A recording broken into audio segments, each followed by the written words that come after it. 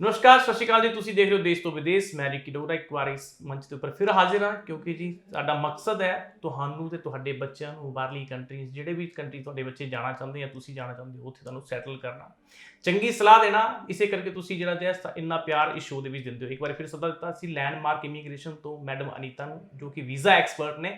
ਆਪਾਂ ਨਾਲ ਗੱਲਬਾਤ ਦਾ ਸਿਲਸਿਲਾ ਸ਼ੁਰੂ ਕਰਦੇ ਹਾਂ। ਉਸ ਤੋਂ ਪਹਿਲੇ ਸਵਾਗਤ ਕਰਦੇ ਹਾਂ ਮੈਮ। ਸਵਾਗਤ ਹੈ ਜੀ ਬਹੁਤ ਬਹੁਤ। Thank you so much sir. Anita ma'am, ਜੇ ਵੈਸੇ ਤਾਂ ਦੇਖਿਆ ਜਾਏ, ਅਗਰ ਮੈਂ ਗੱਲ ਕਰਾਂ ਪੰਜਾਬ ਦੀ, ਹਰਿਆਣਾ ਜਾਂ ਹਿਮਾਚਲ ਦੀ, ਕਿਸੇ ਮਤਲਬ ਇਸ ਆਸ-ਪਾਸ ਦੇ ਸਟੇਟ ਦੀ ਗੱਲ ਕਰਾਂ, ਤਾਂ ਜਿਹੜਾ ਕੈਨੇਡਾ ਜਿਹੜਾ ਜਿਹਾ ਉਹ ਜਿਹੜੇ ਸਟੂਡੈਂਟ ਦੀ ਟੌਪ ਮੋਸਟ ਜਿਹੜੀ ਹੈ ਫੇਵਰਿਟ ਡੈਸਟੀਨੇਸ਼ਨ 'ਚ ਇੱਕ ਡੈਸਟੀਨੇਸ਼ਨ ਜੇ ਕੈਨੇਡਾ ਆਉਂਦੀ ਹੈ ਜੀ। ਬਹੁਤ ਸਾਰੇ ਤਰੀਕੇ ਹੁੰਦੇ ਨੇ ਕੈਨੇਡਾ ਜਾਣ ਦੇ, ਲੇਕਿਨ ਆਪਾਂ ਗੱਲ ਕਰਨੀ ਹੈ ਸਿਰਫ ਸਟੂਡੈਂਟ ਵੀਜ਼ਾ ਦੀ ਔਰ ਵਿਜ਼ਟਰ ਵੀਜ਼ਾ ਦੀ, ਟੂਰਿਸਟ ਵੀਜ਼ਾ ਦੀ, ਜੇ ਜਿਹਨੂੰ ਆਪਾਂ ਕਹਿ ਸਕਦੇ ਹਾਂ ਕਿ ਈਜ਼ਲੀ ਤਰੀਕੇ ਨਾਲ ਜਿਹੜਾ ਜੇ ਕੈਨੇਡਾ ਜਿਹਨੂੰ ਵੀਜ਼ਾ ਦੇ ਰਿਹਾ ਅੱਜ ਦੀ ਡੇਟ ਦੇ ਵਿੱਚ। ਜੇ ਇੱਕ ਸਟੂਡੈਂਟ ਨੇ जाना हो आज की रेट ਦੇ ਵਿੱਚ, ਜਿਹੜਾ रीसेंटली पास आउट बच्चा हो, तो इनटेक ਕਿਹੜਾ ਮਿਲੇਗਾ ਬੱਚੇ ਨੂੰ? तो अभी जो इनटेक है कनाडा में बहुत कम कॉलेजेस हैं जहाँ पे मे इनटेक अवेलेबल है। बाकी जो दूसरा इनटेक है वो सितंबर इनटेक अवेलेबल है। मे इनटेक की मैं बात करूँ तो मे इनटेक में आप तभी अप्लाई करें अगर आपके पास ट्यूशन फीस, आपका GIC फंड बिल्कुल रेडिली अवेलेबल हो, तब आप अप्लाई करें। क्योंकि अभी मे इनटेक में कुछ एक कॉलेजेस हैं, जैसे कॉनेस्टोगा कॉलेज है, उनके पास कुछ प्रोग्राम्स अवेलेबल है, फ्लेमिंग कॉलेज है, उनके पास कुछ प्रोग्राम्स अवेलेबल है, नॉर्दर्न कॉलेज है, उनके पास कुछ प्रोग्राम अवेलेबल है। यानी कि मैं बोल सकती हूँ 10% कोर्सेज अभी 10% कोर्सेज अवेलेबल है। 90% ਸੀਟਸ ਫੁੱਲਫਿਲ ਨੇ, ਲੇਕਿਨ 10% ਜਿਹੜੇ ਅਭੀ ਵੀ ਮੇਨ ਟੇਕ ਕੇ ਲਈ ਅਵੇਲੇਬਲ ਹੈ। ਇਹਦੇ ਵਿੱਚ ਅਗਰ ਤੁਸੀਂ ਜਿਵੇਂ ਹੁਣ ਕਿਹਾ ਕਿ ਬੱਚੇ ਉਹੀ ਅਪलाई ਕਰਨ ਜਿਨ੍ਹਾਂ ਕੋਲ GIC वगैरह सब कुछ रेडी है। बिल्कुल। अब इसका एक रीजन मैं आपको बताती हूँ। वैसे तो अभी जो वीजाज आ रहे हैं वो कुछ वीजाज हमें हफ्ते में मिले हैं, कुछ 10 दिन में मिले हैं, कुछ वीजाज तो हमें रिसीव हुए 2-2 दिन के टर्न अराउंड, यानी कि फाइल लॉन्च करी उसके 2 दिन के बाद वीजा आ गया। लेकिन अभी भी ऑफिशियली हाई कमीशन ने जो टर्न अराउंड टाइम है वो नहीं चेंज किया। अभी भी it is showing as an 120 days. तो जब तक हमारे 3 महीने का जो ब्रेकआउट पूरा नहीं होता है तब तक हम वैसे भी उनको रिमाइंडर नहीं भेज सकते, पहली चीज। दूसरा, अगर आपका वीजा टाइम पे आ भी जाता है तो कॉलेज की एक रिक्वायरमेंट होती है आफ्टर कोविड स्टूडेंट को अपने सब्जेक्ट्स को रजिस्टर करना पड़ता है। जब तक स्टूडेंट अपने कोर्सेज को नहीं रजिस्टर करेगा तब तक वो उस पर्टिकुलर इनटेक में नहीं बैठ सकता। लेट सपोज, बिल्कुल जी, लेट सपोज अगर वीजा आया है मे इनटेक का और वो आया आपके 20 अप्रैल तक, तब तक आपकी फॉर श्योर जो रजिस्ट्रेशन की डेट होगी वो आपकी कंप्लीट हो चुकी होगी। तो उस मे इनटेक के वीजा आने का कोई फायदा नहीं, क्योंकि आप ट्रैवल तो कर नहीं सकते, फिर आपको वो ऑटोमेटिकली डेफर करवाना पड़ेगा। तो इसके लिए आप जल्दी से जल्दी एप्लीकेशन अप्लाई करें। अपना फंड्स आपके पास रेडी है तो आप पेमेंट कर दें और स्टार्ट कर दीजिए वीजा प्रोसेस, सो दैट अगर आपका वीजा मार्च में आता है, सो दैट बहुत सारे कॉलेजेस का भी रहता है कि मार्च में भी उनकी रजिस्ट्रेशन रहती है, चल रही होती है। जी जी जी जी। तो ये बहुत इंपॉर्टेंट चीज है जो कि स्टूडेंट्स को ध्यान में रखना है। हम वीजा, एडमिशन, इस चीज की बात करते हैं, लेकिन कहीं ना कहीं जो रजिस्ट्रेशन वाला जो बाद में हमें फैक्टर आता है वो हम मिस कर जाते हैं। जी बिल्कुल। ਜੇ ਤੁਸੀਂ ਵੀ ਸ਼ੋਅ ਦੇਖ ਰਹੇ ਹੋ ਤਾਂ ਜਲਦੀ ਜਲਦੀ ਕਾਲ ਕਰੋ। ਲੈਂਡਮਾਰਕ ਇਮੀਗ੍ਰੇਸ਼ਨ ਦਾ ਨੰਬਰ ਡਿਸਪਲੇ ਹੋ ਰਿਹਾ ਹੈ, ਇਹਦੇ ਉੱਪਰ ਤੁਸੀਂ ਕਾਲ ਕਰ ਸਕਦੇ ਹੋ। ਉਸ ਤੋਂ ਬਾਅਦ ਜਿਹੜਾ ਤੁਹਾਨੂੰ ਕਾਲ ਬੈਕ ਲੈਂਡਮਾਰਕ ਇਮੀਗ੍ਰੇਸ਼ਨ ਦੇ ਆਫਿਸ ਤੋਂ ਆ ਜਾਏਗੀ।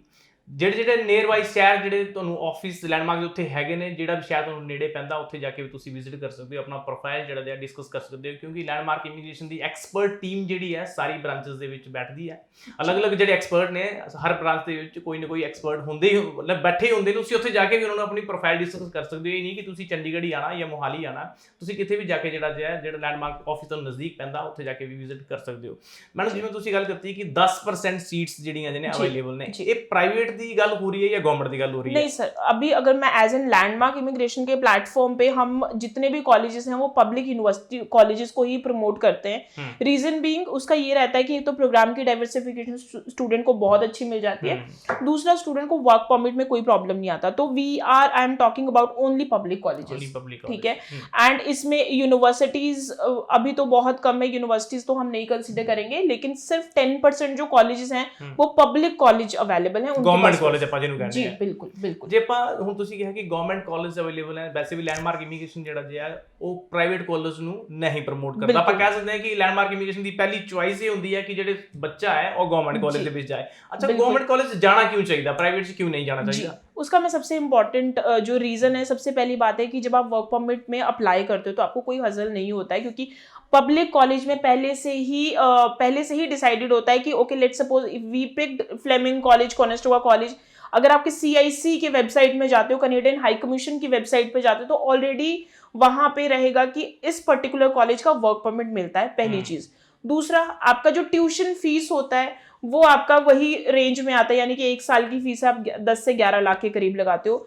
थर्ड, आपको प्रोग्राम की डाइवर्सिफिकेशन बहुत अच्छे से मिलती है, ठीक है। और एक वो कहते हैं ना कि पब्लिक कॉलेज में एक पकड़ रहती है, अगर स्टूडेंट जाता है तो ऑटोमेटिकली उसके जो वीजा चांसेस हैं वो कहीं ना कहीं ज्यादा होते हैं, क्योंकि अगर मैं बात करती हूँ तो बहुत सारी कॉलेजेस हैं कनाडा में, प्राइवेट कॉलेजेस हैं जो कि वर्क परमिट नहीं देते हैं। And literally we have seen some students कि उनका वीजा रिफ्यूज इसलिए आया क्योंकि उनके पर्टिकुलर कॉलेज में वर्क परमिट नहीं था, then they got the refusal and profile बहुत अच्छी होने के बावजूद भी। तो this is very important. Exactly ਜਿਵੇਂ ਅਨੀਤਾ ਮੈਮ ਤੁਸੀਂ ਕਿਹਾ ਕਿ ਰਿਫਿਊਜ਼ਲ ਦਾ ਸਾਹਮਣਾ ਜਿਹੜਾ ਤਾਂ ਵੀ ਬੱਚਿਆਂ ਨੂੰ ਕਰਨਾ ਪੈਂਦਾ, ਕਿਉਂਕਿ ਲੋਕ ਬੱਚੇ ਜਿਹੜੇ ਨੇ ਪ੍ਰਾਈਵੇਟ ਕਾਲਜ 'ਚ ਅਪਲਾਈ ਕਰ ਦਿੰਦੇ ਨੇ ਜੀ। ਔਰ ਮੈਂ ਕਈ ਵਾਰ ਦੇਖਿਆ ਕਿ ਬੱਚਿਆਂ ਨੂੰ ਤਾਂ ਸ਼ਾਇਦ ਪਤਾ ਵੀ ਘੱਟ ਹੀ ਹੁੰਦਾ ਹੋਣਾ ਕਿ ਪ੍ਰਾਈਵੇਟ ਔਰ ਗਵਰਨਮੈਂਟ ਕਿਹੜਾ ਕਾਲਜ ਹੈ, ਕਿਹੜਾ ਗਵਰਨਮੈਂਟ ਹੈ, ਕਿਹੜਾ ਪ੍ਰਾਈਵੇਟ ਹੈ। ਜਿਹੜੇ ਕੰਸਲਟੈਂਟ ਬੈਠੇ ਨੇ ਜਾਂ ਜਿਹੜੇ ਮਾਰਕੀਟ ਦੇ ਵਿੱਚ ਹੋਰ ਏਜੰਟ ਬੈਠੇ ਨੇ ਉਹ ਸਿਰਫ ਆਪਣਾ ਫਾਇਦਾ ਦੇਖਦੇ ਨੇ ਤੇ ਬੱਚੇ ਨੂੰ ਕਿਸੇ ਵੀ ਕਾਲਜ 'ਚ ਭੇਜ ਦਿੰਦੇ ਆ ਜੀ। ਅੱਛਾ, ਇਸ ਤੋਂ ਗੱਲ ਕਰੀਏ, ਕਈ ਵਾਰ ਬੱਚਾ ਇਸ ਚੀਜ਼ 'ਚ ਵੀ ਗੁੰਮਰਾਹ ਹੁੰਦਾ ਕਿ ਜਦੋਂ ਬੱਚੇ ਨੇ ਇੱਥੋਂ ਜਾਣਾ ਹੁੰਦਾ ਪੰਜਾਬ ਤੋਂ ਤੇ ਉਹਨਾਂ ਨੂੰ ਇਹ ਹੁੰਦਾ ਕਿ ਅਸੀਂ 1 ਸਾਲ ਦੀ ਜਿਹੜੀ ਹੈ ਫੀਸ ਭਰ ਕੇ ਜਾਂ 1 ਸਾਲ ਦਾ ਕੋਰਸ ਲੈ ਕੇ ਕੈਨੇਡਾ ਚਲੇ ਜਾਈਏ, ਬਾਅਦ ਚ ਦੇਖਾਂਗੇ ਉੱਥੇ ਜਾ ਕੇ ਕੀ ਹੁੰਦਾ। ਤੁਸੀਂ ਕੀ ਕਹਿਣਾ ਚਾਹੋਗੇ ਜਿਹੜਾ 1 ਸਾਲ ਦਾ ਕੋर्स ਲੈ ਕੇ ਕੈਨੇਡਾ ਤੋਂ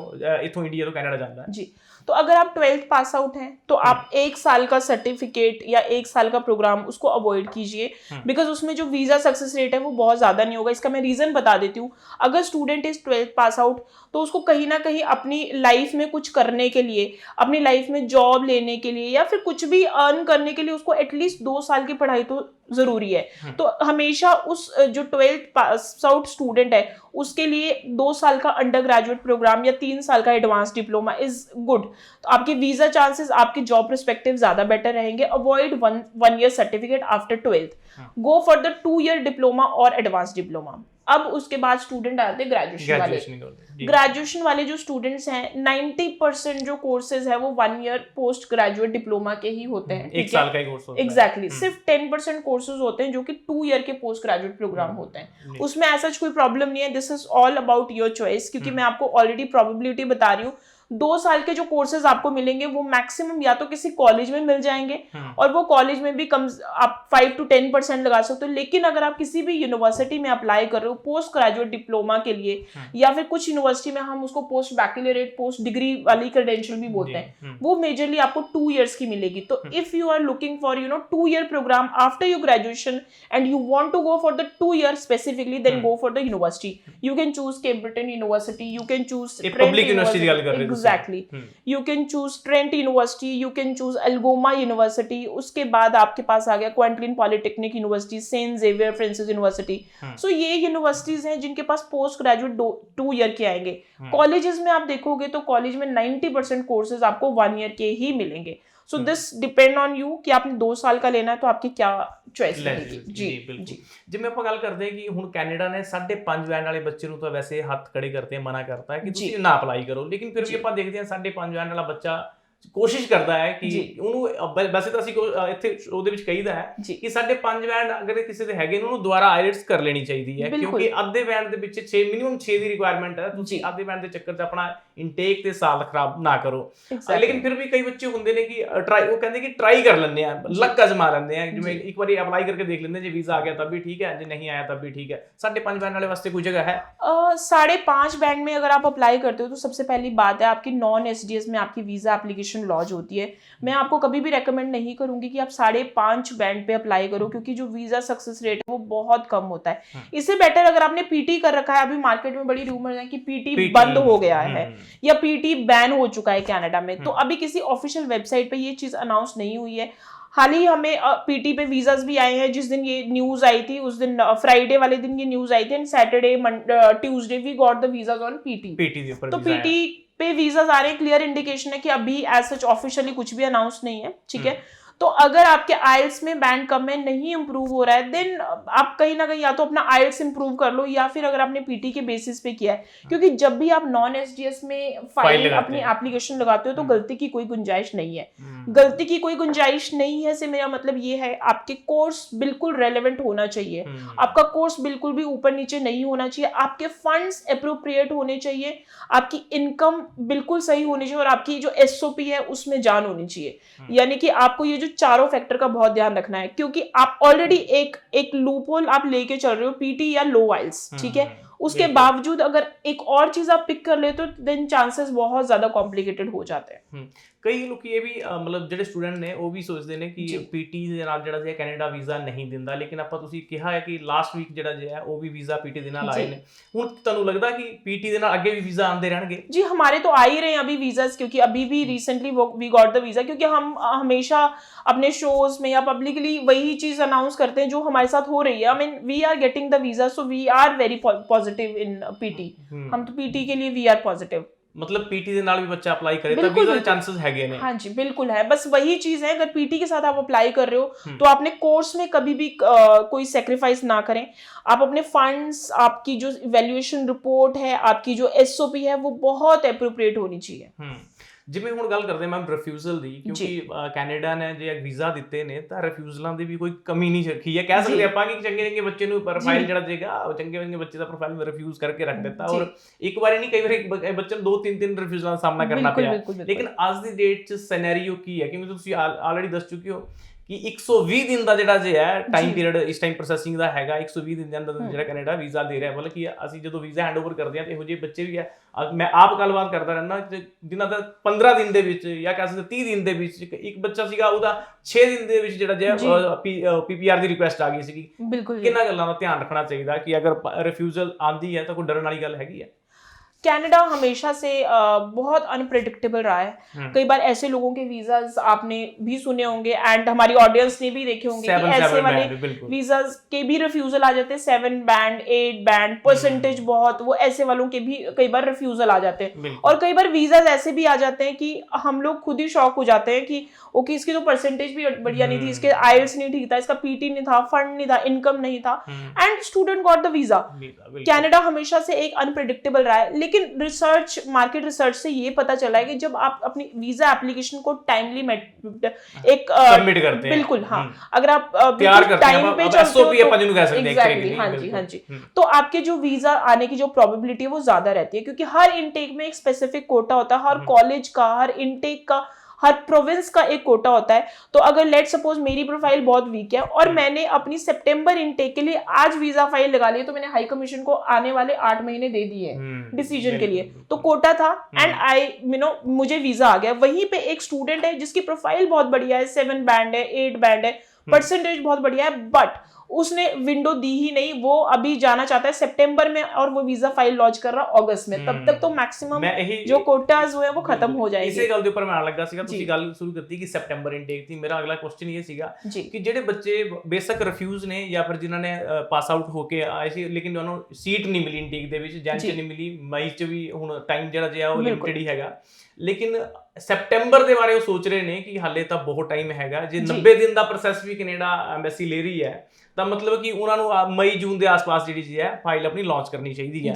ਮਈ ਜੂਨ ਦੇ ਵਿੱਚ ਹਾਲੇ ਪਏ ਨੇ 3-4 ਮਹੀਨੇ ਦਾ ਟਾਈਮ ਪਿਆ। ਅਗਲਾ ਕਹਿੰਦਾ ਮੈਂ ਆਪਣੇ 3-4 ਮਹੀਨੇ ਪਹਿਲੇ ਹੀ ਕਿਉਂ GIC ਆਪਣਾ ਫਸਾ ਕੇ ਰੱਖਦਾ, ਜਮ੍ਹਾਂ ਕਰਾ ਕੇ ਰੱਖਦਾ ਜਾਂ ਫੀਸ ਜਮ੍ਹਾਂ ਕਰਾਦਾ, मतलब पहले ही क्यों तैयारी कर ला? की कहना चाहोगे सितंबर इनटेक वाले ਜਿਹੜੇ ਲੋਕੀ सोच रहे हैं हाले तक? जी, तो मैं आपको इसमें भी एक चीज क्लियर कर देती हूँ कि हम कई बार इस चीज में चलते हैं कि अभी तो सितंबर के लिए बहुत टाइम है। यू वॉन्ट बिलीव कि अभी सितंबर इनटेक में भी हमारे पास ऑलमोस्ट 50% जो कोर्सेज है वो क्लोज हो चुके हैं सितंबर के लिए, एंड जनवरी इनटेक के लिए सीट्स ओपन हो चुकी है। हमेशा होता क्या है कि जो आपकी कॉम्पिटिटिव लोकेशंस हैं, जो आपकी प्राइम लोकेशन है, जैसे टोरंटो हो गया, आपका वैंकूवर हो गया, आपका विनिपेग हो गया, आपका एल्बर्टा, एडमिंटन, ऐसी वाली जो लोकेशन है उनकी जो सीट्स है वो बहुत जल्दी भरती है, क्योंकि कंपटीशन बहुत ज्यादा है। नंबर ऑफ सीट तो कॉलेज के पास उतना ही रहेगा, ठीक है, बट एप्लीकेशन जल्दी आ जाती है। तो if you are looking for the prime location, अगर आपके टोरंटो, वैंकूवर, तो you need to check with your consultant कि क्या आपका जो प्रोग्राम है उस पर्टिकुलर लोकेशन में, उस पर्टिकुलर कॉलेज में अवेलेबल है या नहीं है।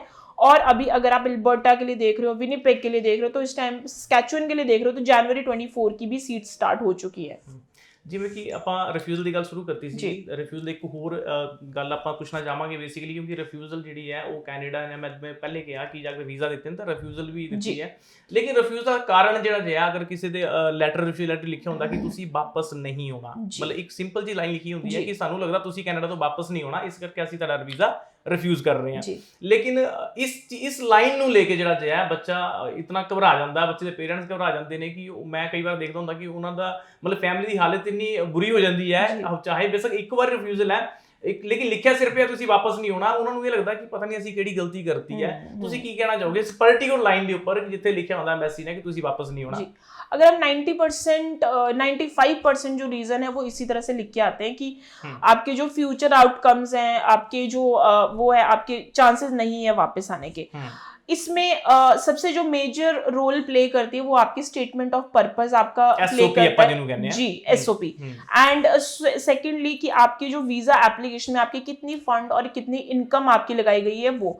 अब लोग क्या करते हैं, लोग स्ट्रेच कर देते हैं एसओपी में, अपनी इंट्रोडक्शन बताएंगे, लाइफ में क्या किया, मैं कनाडा क्यों जा रहा हूँ क्या, और सबसे जो इंपॉर्टेंट चीज है वो लोग मिस कर देते हैं कि if the student is going for the international business management, international business management को एसओपी में 3 या 4 लाइन में लिखना होगा। बिल्कुल वही तो एक कोर्स है जिसके जरिए आप जा रहे हो, ठीक है, तो आपको उसी को तो एक्सप्लेन करना है कि why you are going for international business management. अब अगर इंटरनेशनल बिजनेस मैनेजमेंट में आपका कोर्स प्रॉपर से आपका जस्टिफाई होना चाहिए।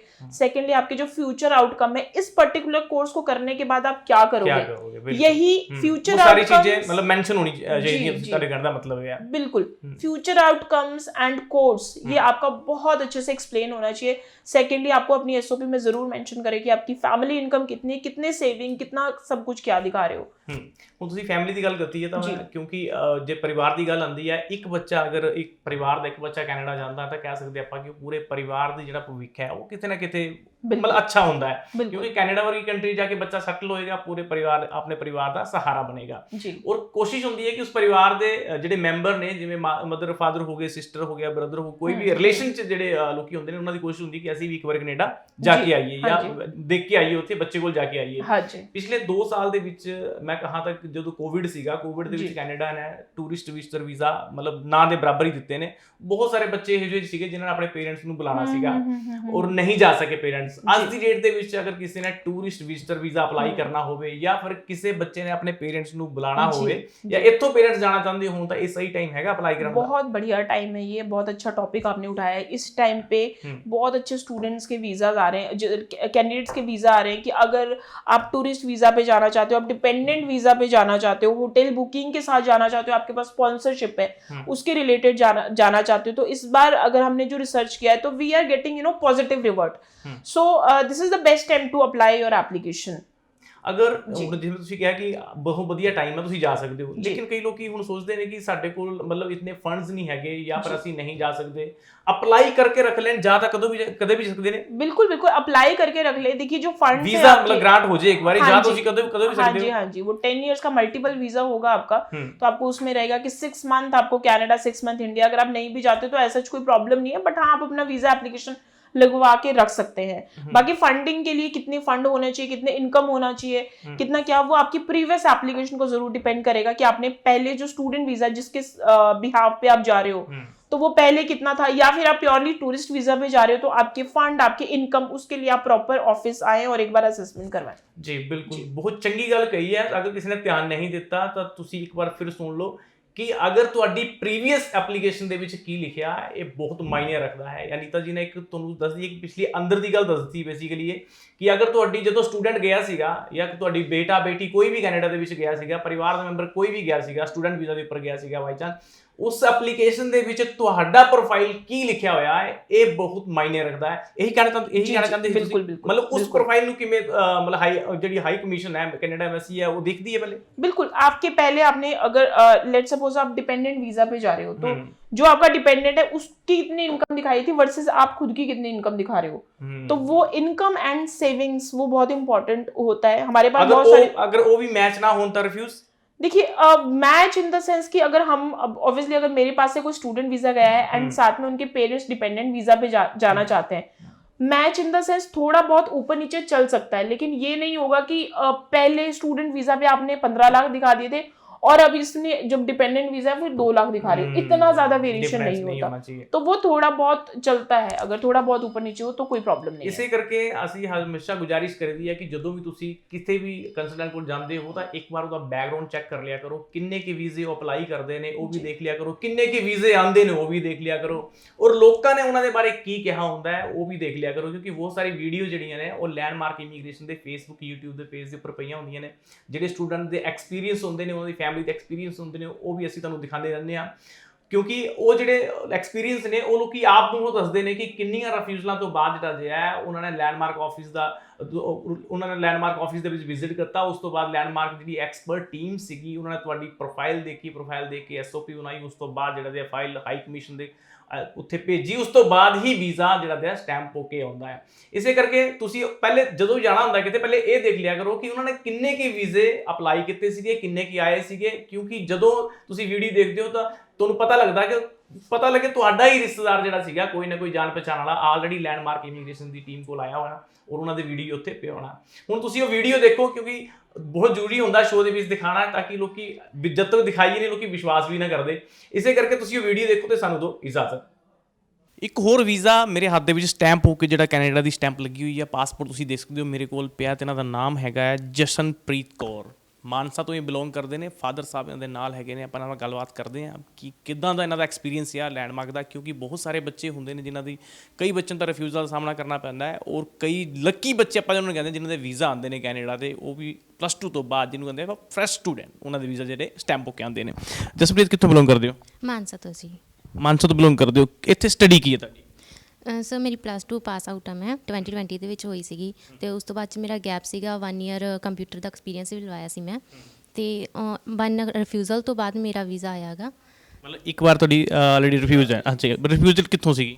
ਸਰ ਬਠਿੰਡਾ ਇਮੀਗ੍ਰੇਸ਼ਨ ਤੋਂ ਹੋਰ ਕੰਸਲਟੈਂਟ ਤੋਂ। ਹਾਂਜੀ। ਤੁਸੀਂ ਲੈਂਡਮਾਰਕ ਬਾਰੇ ਕਿੱਦਾਂ ਪਤਾ ਲੱਗਿਆ ਸੀ ਤੁਹਾਨੂੰ? TV ਰਾਹੀਂ ਪਤਾ ਚੱਲਿਆ ਸੀਗੀ ਅਤੇ ਹਾਂਜੀ ਲਾਈਵ ਸ਼ੋਅ ਦੇਖਿਆ ਸੀਗਾ।